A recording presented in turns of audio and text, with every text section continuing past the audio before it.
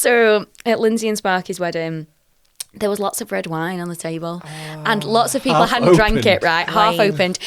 And Lindsay and Sparky were going, no one's been drinking the wine. And I was like, don't you worry, I'll hoover that right up. We get back, I projectile vomit all over their bathroom. Like, I mean, it was red and it was bad and there was just so much. And I remember trying to clean it up, as drunk as I was, but I'm sure there was some residue somewhere on there. I did try, Cal, I'm so sorry. Was there residue, Cal? Oh, no. Yes. My Mother Said I Shouldn't, with Sarah and Michaela.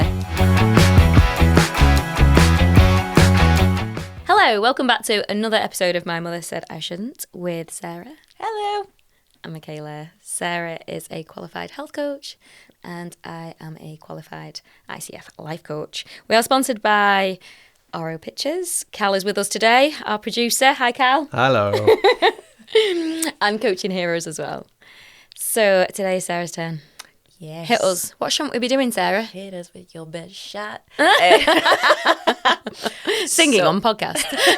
That is not my skill You've at got all. a lovely singing voice. Oh, thank you. Do you know what? No, I've not been singing. I used to practice a lot when I was driving, and I don't have the car anymore, do I? So I swear I've lost some of it. You've lost. You're like Ariel. Yeah. Oh, I loved Ariel. I need to find my locket. You need to find your man. He might end up washed up on a beach. Try and look for one. Listen, I used to love Eric. I still do love Eric. You did love Eric. Oh my goodness, yeah. Tall. These dark, are cars handsome. you're referring to, right? So yeah, so if my Eric's out there, just I'm here. Anyway, so what is the subject matter What today? is your subject Look at that, matter? we're already we're on a different subject. Can't blame us. We're talking about Eric. I know. Dreamy. Very dreamy. I love it. A cartoon character we fell in love with. Mine was Aladdin. What's that? I liked Aladdin. He was cool. He had a flying carpet, babe. I mean, he and a did. monkey. And a magic lamp. I don't know why I didn't think of that first. I was thinking about his flying carpet and his monkey. They've got more longevity. They have got more. And they're so much more fun. To be fair, you only got 3 wishes out of the lamp, so that'd be quite cool to know what your 3 wishes would be out of a lamp, though. We're going off subject. We're going off subject. But Aladdin, lovely, loved him too. But no, Eric. So subject for today. You got me thinking about my 3 wishes. Well, I couldn't stop thinking about that after I thought. That's why I had to say it. What would you just do one then? So Go on, just do one. One wish. No. I wish I could fly. That would be one. That'd be really cool. That's quite a selfish one, but fuck it. Oh no, I'm gonna. Well, my one. I wish because this is the one I always think if I had a superpower, I'd love to heal everybody. Oh, she's Mother Teresa. Mother Teresa. That is lovely of you, that. Right. I tell you what, while I'm flying, I'll transport you to all the people you need to heal. Well, there we go. And you can that'd be heal cool. them. Hopefully it's not like the Green Mile, though. You know, when he sucks it out and then it makes him really ill and he has to go. Well, I've never thought about the actual whole Yeah. procedure. It could come with dire consequences. Okay, It's really sad, that Okay, film. right. Listen, my wish, it would be that I could just touch someone and they'd be fixed. They'd be not fixed, they'd be healed. Nobody's ever properly broken, but That's do you know really what I mean? lovely, that. Right? Anyway, Do you think that would lead to overpopulation? You're thinking far too hard about this. so that's Calvin. Get back. I'm Get thinking back. about the Can we butterfly, actually get to the effect. subject? I'm like, what would me flying do in yeah. life? Anyway, let's get back. The producer's getting angry. Yes. So. Are they drunk? I mean, we should have a glass of prosecco before we do this. That'd be fun. Maybe we should do that on one of the other ones. So right, subject. Let's get on track. The subject today is my mother said I shouldn't get too drunk. Why not? I mean, but I I like get being it. drunk. Well, I mean, it is. It's fun, but I get it that obviously mums, parents, they just want to look out for you. They don't want you to get too drunk, and then things happen, and you just end up sleeping on a bathroom floor for an hour and nearly get locked in a bar. That's happened. That's happened to you. That was when you didn't used to get drunk. So I never used to get that drunk until I met you. Actually, it was drama school. Remember the drama school? And the teacher said, Sarah, you just need to go and get drunk and let loose. He said you need to let loose. No, he did say you should go for a drink. I also said that you needed to go for a drink. Also, are teachers, I don't know if teachers are allowed to say that. We will did. not name I mean, anyone. you were over 18. It's Yeah, not like you were 12. Masters. Do you know what I mean? Oh my goodness, yeah. No, it was a master's. Yeah, it's a master's. But you were very controlled. So yeah, got you out on a night out, got you some shots. Next thing I know, she's passed out in the bathroom, locked herself in, and she's getting carried home. And your boyfriend at the time gave me a high five for getting you drunk. He was like, "Well done, Michaela. Well done."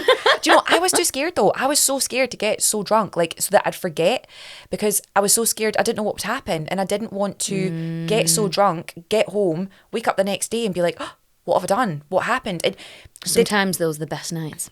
They are now. I mean, they are very good nights. No, not the ones where you don't remember.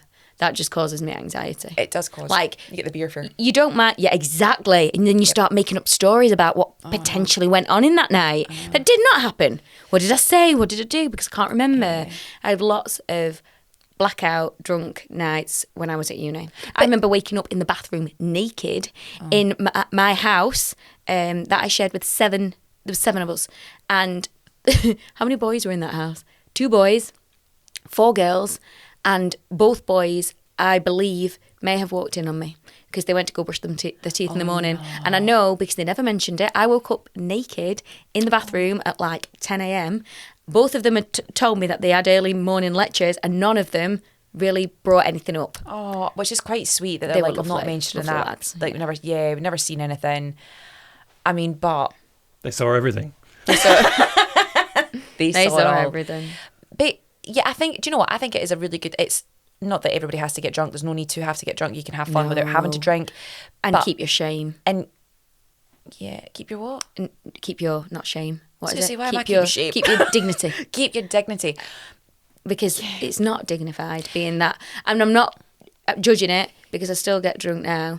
But I used to get blackout drunk. And there was another time where my partner woke up and saw me passed out next to the toilet with a toothbrush in my mouth.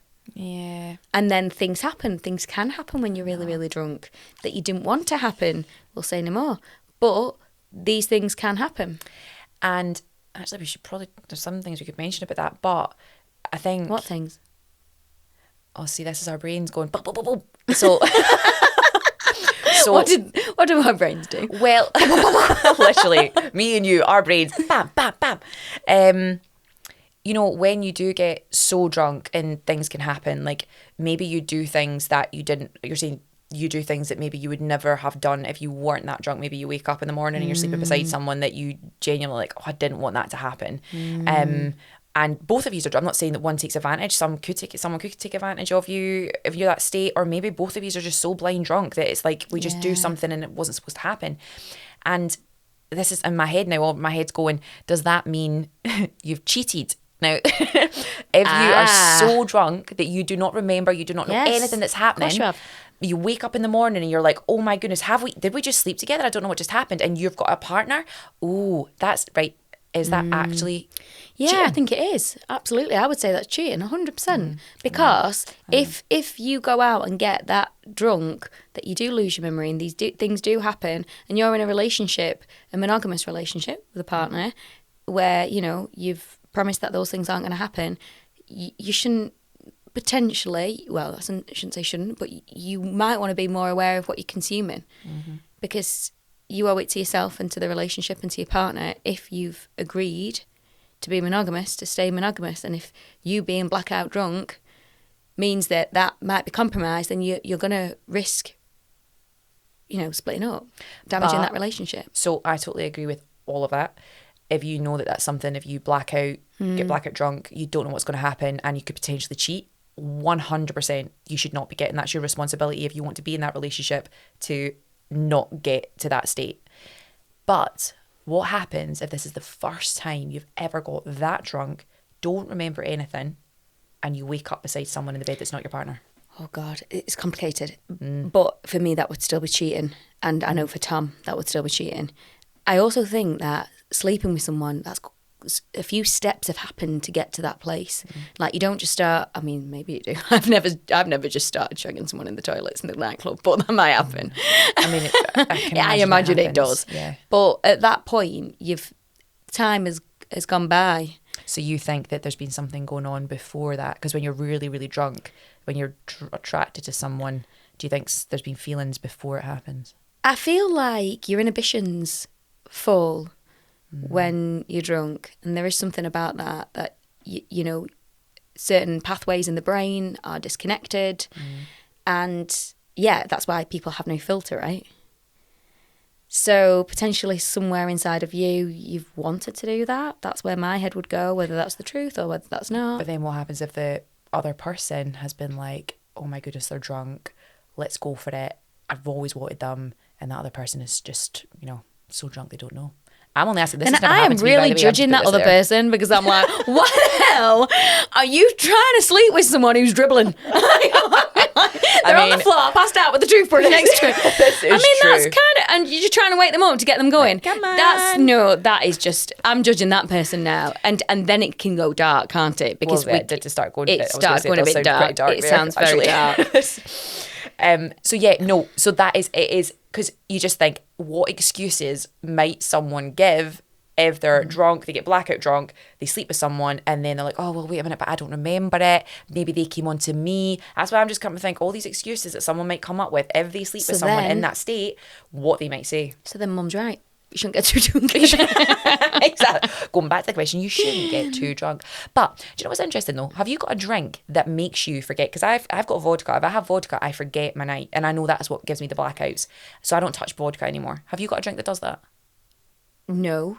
I feel like most drinks do that. if I drink enough, I have a volume of drinks that will do that. Okay. But I do have a drink that makes me a bit like sassy. Oh, like really? Gin. I get a bit agitated and sassy.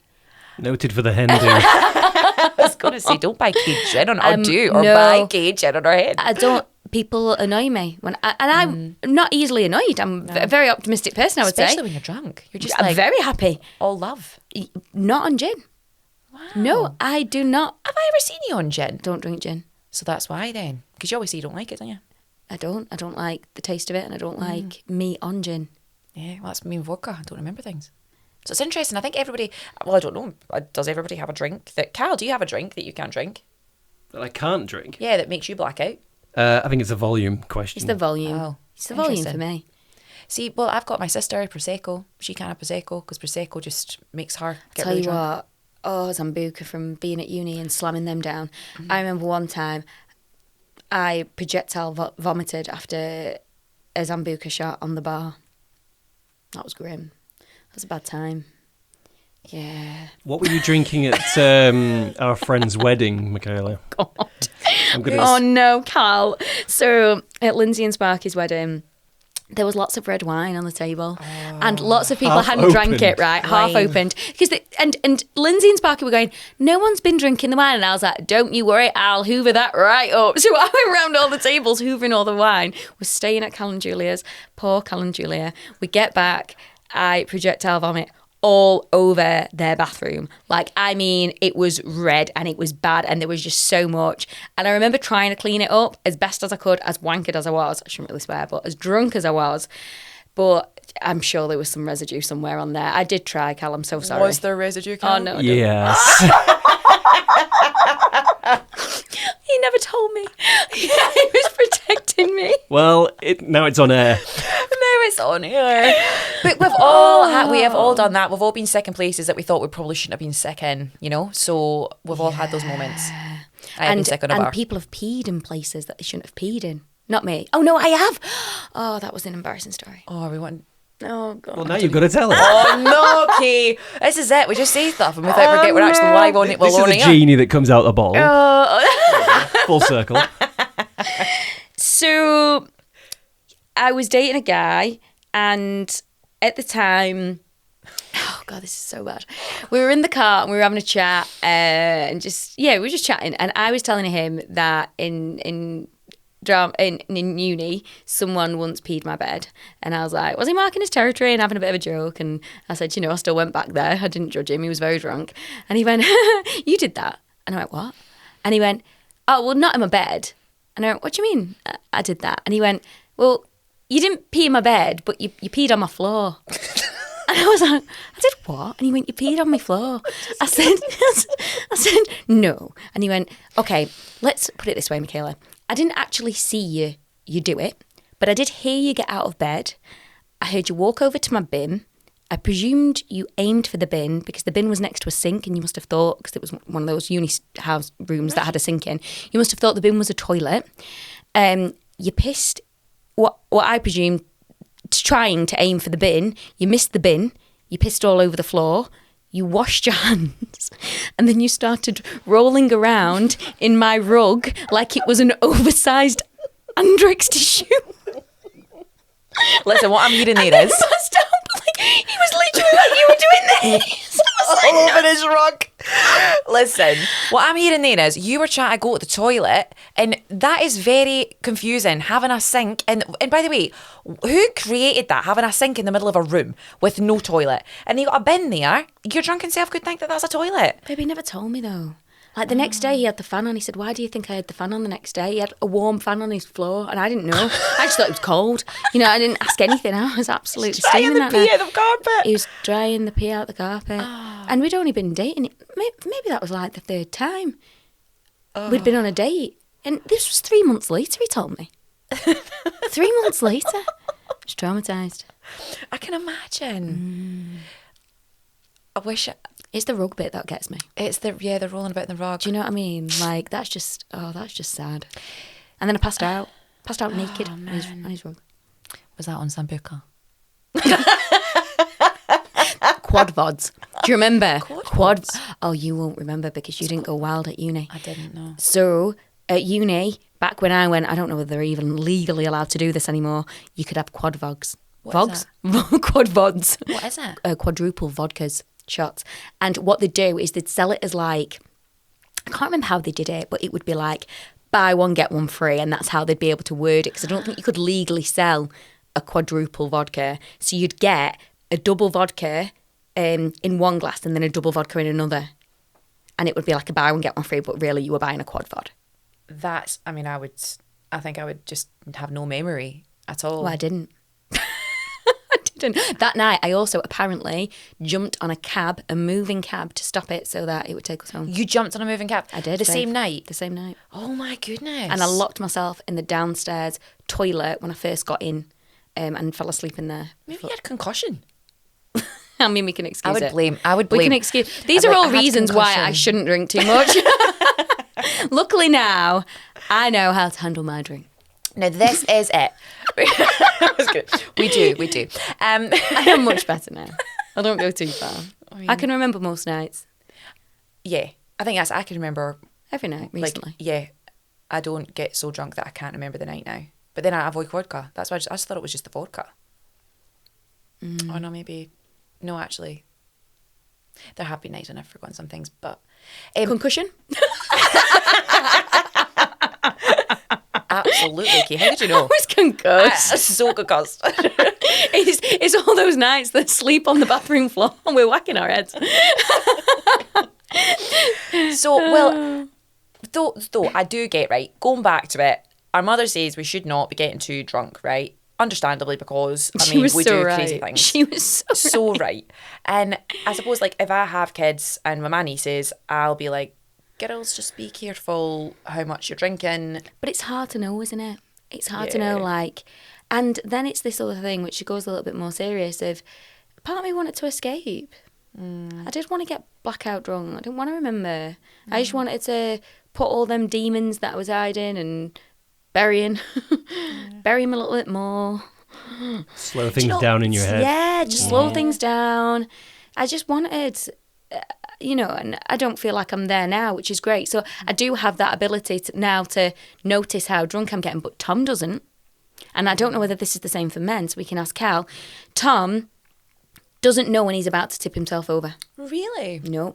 And he goes from being really happy drunk to falling all over me and playing games and pranks because he is a bit goofy when he's drunk. So he doesn't know he can't feel that switch coming. No. Cal, do you know the switch coming, Cal?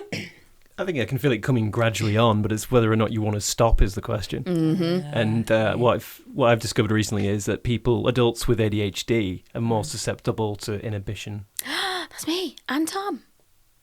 So that's why. Interesting. And I have always been, I would say, in uni, me and my best pal, Katie. Hi, Katie. Hi, Katie. We were getting drunk quite a lot, and she thinks she's got ADHD as well.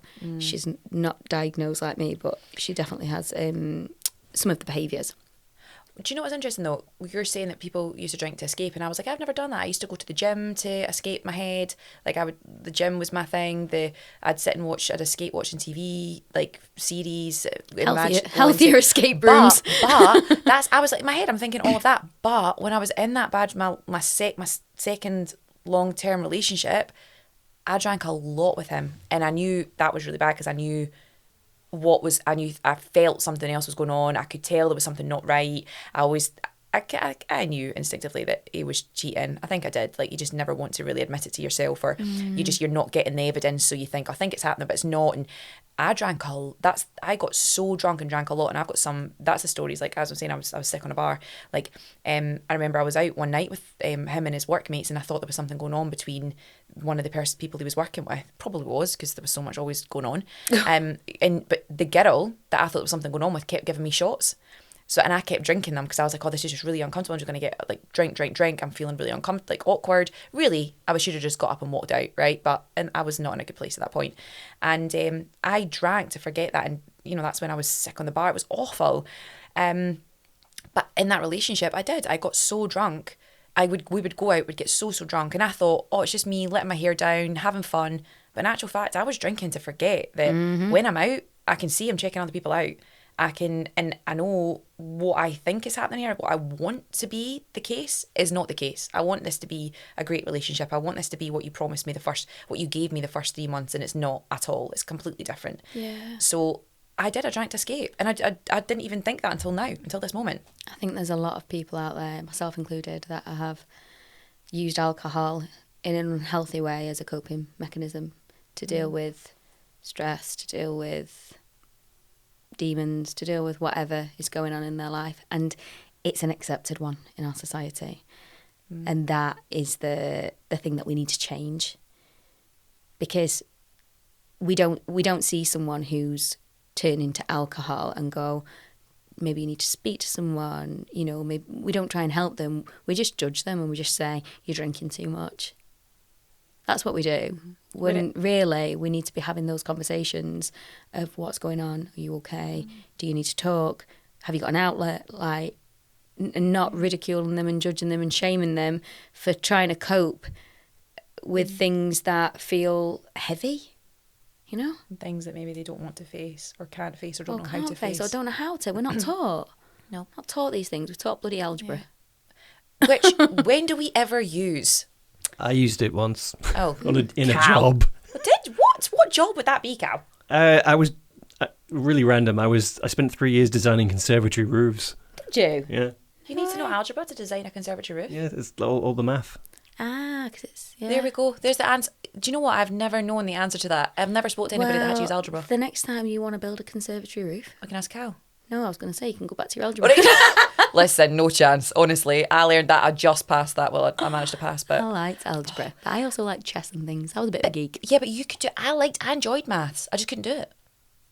Ah, really? Yeah, I really enjoyed it. I loved it. I'd get my maths book. I'd have to do extra maths books at home and be like, oh, well, this was when I was younger. Obviously, high school was very different. It's like. I was good at maths, but I'm not sure I loved maths. I was good at it. I did enjoy it, but I wasn't in like the maths squad though. No, I wasn't the maths squad. Yeah, where like the kids are good at maths. They're in like a little squad and they compete. I didn't even know about that because I was not good at maths. Nobody mentioned that club to me. It's not a cool club, babe. It's not a cool club. Not a cool club, no. See? Wouldn't say so. I was also in the chess club. I would love to be good at chess though. That'd be so cool. I'm okay now. I wouldn't say I'm good. I can play. I played against a guy on holiday who had like 10 boards going at the same time, and I was like, I'll definitely win this guy because he's got 10 boards. He's playing with everyone. He kicked my ass, babe. I mean, he's playing 10 boards of chess. I would assume that he's going to be quite good. I'm trying to focus on one, never mind 10. I know. But you'd think the odds were in my favour. maybe he'd be distracted, but he was so good. He sounds like a chess master. I bet you he was. Yeah. But I mean, I was imagine being obsessed in with chess in lockdown. You remember? I was, yeah. I used to be in my room playing chess against different people. Oh, on your phone? On my phone. Sorry, I'm thinking that you were actually on the actual board. I was like, did we even have a chess board in that flat? No, and I definitely wouldn't have played with you. How rude. I would have taught you, because you pick up things very quick. I would love to know. Honestly, I'd love to be able to play chess well. I can play it, but I'd love to be able to like know the strategies and stuff. You just have to think ahead. I don't do that. In life, Kate, I don't do that. So there we go. That's why I'm not good at chess, isn't it? Summed up, underlined. I will never be good at chess. You have to think ahead. It's not something I do. Kay thinks ahead for me. I'm like, Kay. I like thinking ahead. I'm quite good at planning, having a bit of a strategy. I don't plan too far though. You know, like these people that have like a 5-year plan. Yeah. I'm not one of those. Yeah. I don't have a 5-year plan. How many months, years do you have in plan? I just have a bit of a vague plan of where I want to go, and it's very flexible. And it's more based around the person I want to be, not the milestones I want to create.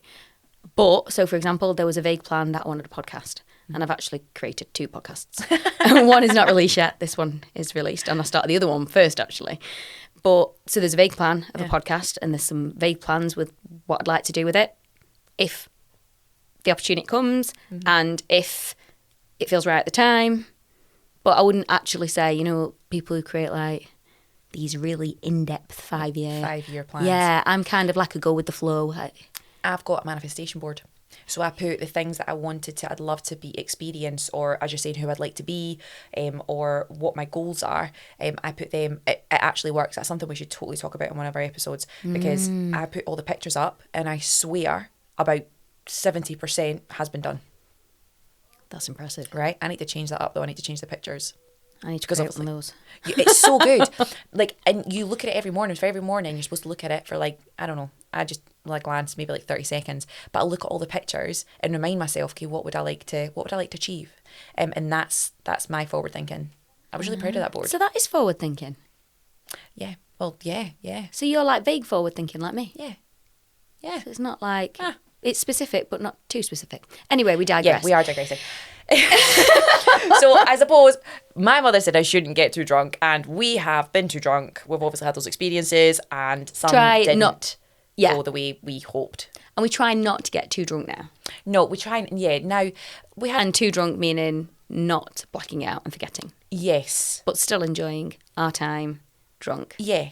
And just not doing it too often. I think we just don't do it too often. Like, respect I can't anymore. No, oh my goodness. Hangovers are so bad. Like 4-day hangover. 4 days, really? Yeah. Oh my goodness, I'm on a 4-day hangover. I swear I feel I'm hungover for 4 days. What were you drinking? And that's just, babe. Honestly, anything. If I get so drunk, it's like, say we had your hen party. We had that night, got really drunk. And but 4 days later, it's the 4th day, I'm starting to feel better. Doesn't it take 72 hours to get out your system, though? Yeah, but you would also drink the day after, babe. You can't count that day, babe. Makes sense. You can't count that day. But I swear it's like 4 days. Like, whenever I get like really drunk, I swear like 4 days, like I'm still tired, I'm lethargic, oh my goodness. And then the 4th day, I'm kind of like, okay, I'm coming around to myself again. I swear it's 4 days. As you get older. Yeah. Mine's about 3. I have a 2 or 3 day hangover. Yeah, what's yours, Cal? 3, yeah. See? But our pal, Katie, no hangover. I mean... And she drinks all the time. Yeah. She's so jammy. She looks good as well. She drinks does all look the time. good. She looks amazing. I couldn't drink that much. And it does affect my mental health drinking now. I think it always did. But I'm very aware of it now. And I had 4 months off. But, I'm going to be very honest, I had 4 months off and I did miss alcohol. You would expect, I thought I'd be the person, I'm a mindset coach, right? And I'm very into my health. Very into what I eat, what I put in my body. I thought I'd do these 4 months off and I'd be like, I never want to drink again. I feel the best ever. I came off and I went, I cannot wait for a glass of wine in the sun. That's it. It's so nice in a glass of wine in the sun, chill. Yeah. And it's social. It's how you chill with people as well. It's social. I do enjoy a nice glass of wine. But now, I'm only having 2 glasses of wine of an evening. Max. Not every evening. God, that sounds awful. No. But like if I went out for a meal with Tom, maybe we would destroy 2 bottles of wine. Now I'm having 1 large glass of wine or 2 mediums, and that's what max. And I mean max, and then I'm on water. And then you feel it though, don't you? You feel it hits me. I get a bit drunk like after I feel a 125 glass of wine. Like such a cheap date. Well, you messaged me the other night after a glass of wine and said, I'm already drunk. I was like, so wow, drunk. that's good. It's so cheap now. It is. That's the best thing to do. Just cut it out Yeah. for And 4 then- months, and then you'll feel the effects. And you don't wake up with a hangover as well if you only have like one glass. Yeah. But I am trying to consciously cut it down because of the health benefits of not drinking alcohol. Yeah. And for my own mental health, I definitely notice my mood drop. Yeah. Obviously, your dopamine drops as it surges when you're on alcohol. So, you know, there's implications of that.